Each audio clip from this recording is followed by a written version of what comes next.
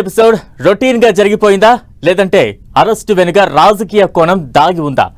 చట్టం తన పని తాను చేసుకుంటూ వెళుతుందా? అసలు పుష్ప అరెస్టు వెనుక ఎందుకీ కన్ఫ్యూజన్? అరెస్టు నుంచి విడుదల వరకు సోషల్ మీడియాలో కామెంట్ల నుంచి సీఎం ప్రకటన వరకు ఎన్నో ఊహాగానాలు, మరెన్నో అనుమానాలు.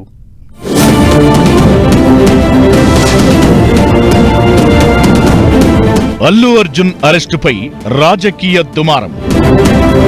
పుష్ప అరెస్టు వెనుక కక్ష కోణం ఉందా? సీఎం కామెంట్ వెనుక ఆంతర్యమేంటి? ఒక్క అరెస్ట్ రెండు రాష్ట్రాల రాజకీయాల్ని కుదిపేసింది. ఒక్క అరెస్ట్ తెలుగు ఇండస్ట్రీని కదిలి వచ్చేలా చేసింది. ఒక్క అరెస్ట్ అనేక అనుమానాలకు సెంటర్ పాయింట్ అయింది. సంధ్యా థియేటర్ తొక్కిసలాట ఘటనలో జరుగుతున్న పరిణామాలు సర్వత్రా ఆసక్తి రేపుతున్నాయి. ఈ నెల 4న అక్కడ తొక్కిసలాట జరగ్గా 10 రోజుల తరువాత సినీ నటుడు అల్లు అర్జున్ ను అరెస్టు చేయడంతో ఒక్కసారిగా అందరి చూపు ఈ కేసు వైపు మళ్లింది. ఈ వ్యవహారం చుట్టూ రకరకాల చర్చలు, ఊహాగానాలు ఊపందుకున్నాయి. అల్లు అర్జున్ అరెస్టు వెనుక రాజకీయ కుట్ర ఉందనే ప్రచారం తెగ వైరల్ అవుతోంది.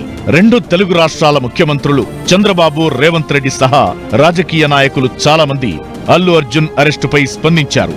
అయితే ఇక్కడ ఆసక్తికరమైన విషయం ఏంటంటే అల్లు అర్జున్ అరెస్ట్ను ప్రతిపక్ష పార్టీలన్నీ ఖండిస్తున్నాయి. అధికార కాంగ్రెస్ మాత్రం సమర్థించుకునే ప్రయత్నం చేస్తోంది. మరీ ముఖ్యంగా సీఎం రేవంత్ రెడ్డి చట్టం తన పని తాను చేసుకుపోతుందని చెప్పడంతో ఈ వ్యవహారం పొలిటికల్ గా టర్న్ తీసుకుంది. చట్టానికి సెలబ్రిటీ అయినా సామాన్యుడైనా ఒక్కటేనని రేవంత్ చెప్పుకొచ్చారు. ఇంతవరకు బాగానే ఉంది. కానీ థియేటర్ తొక్కిసలాటలో ఓ మహిళ చనిపోతే ప్రశ్నించని వారు అల్లు అర్జున్ ను అరెస్టు చేస్తే ఎందుకు ప్రశ్నిస్తున్నారని సీఎం రేవంత్ కామెంట్ చేయడంపై పెద్ద చర్చ జరుగుతోంది.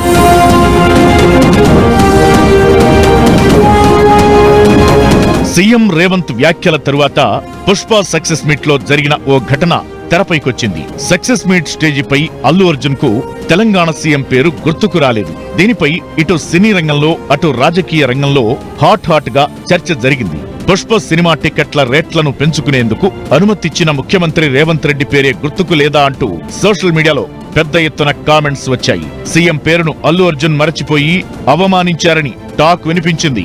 ఇదంతా మనసులో పెట్టుకునే అల్లు అర్జున్ ను అరెస్టు చేశారన్న చర్చ మొదలైంది. సంధ్యా థియేటర్ నిర్వాహకులను అరెస్టు చేసిన 10 రోజుల తరువాత అల్లు అర్జున్ ను అరెస్టు చేయడంతో ఈ అనుమానాలకు బలం చేకూర్చింది.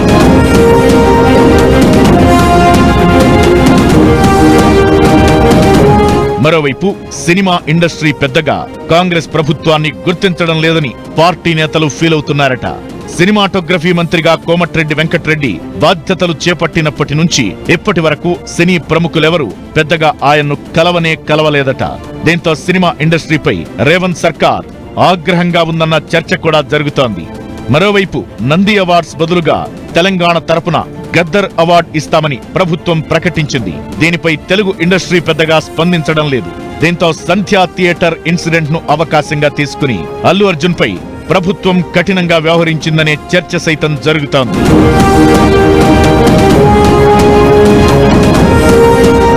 హైకోర్టు మధ్యంతర బెయిల్ మంజూరు చేసినా పోలీసులు, జైలు సిబ్బంది కావాలని తాత్సారం చేసి ఒక్కరోజు జైల్లో ఉండేలా చేయడం కూడా కుట్రలో భాగమేనని మరో వర్గం వాదిస్తోంది. మరోవైపు చిరంజీవి కుటుంబానికి, అల్లు కుటుంబానికి మధ్య ఉన్న విభేదాల నేపథ్యం కూడా అల్లు అర్జున్ అరెస్టుకు ఓ కారణమనే మరో చర్చ కూడా సోషల్ మీడియాలో జోరుగా సాగుతోంది. ఈ ప్రచారాలకు అనుగుణంగా అల్లు అర్జున్ అరెస్ట్ కక్ష సాధింపు చర్య అని ప్రతిపక్ష నేతలు ఆరోపిస్తున్నారు. 2 తెలుగు రాష్ట్రాల నుంచే కాదు, కేంద్ర మంత్రులు సైతం స్పందించారు. అయితే కాంగ్రెస్ ప్రభుత్వ పెద్దలు ఆ డైలాగులను కొట్టిపారేస్తున్నారు. అల్లు అర్జున్ పై కక్ష పెట్టుకోవాల్సిన అవసరం తమకేముందని ఎదురు ప్రశ్నిస్తున్నారు. అయితే చట్టం తన పని తాను చేసిందా లేదంటే రాజకీయ ప్రమేయం ఉందా? ఈ కేసులో ఇంకెన్ని ట్విస్టులుంటాయో చూడాలి మరి.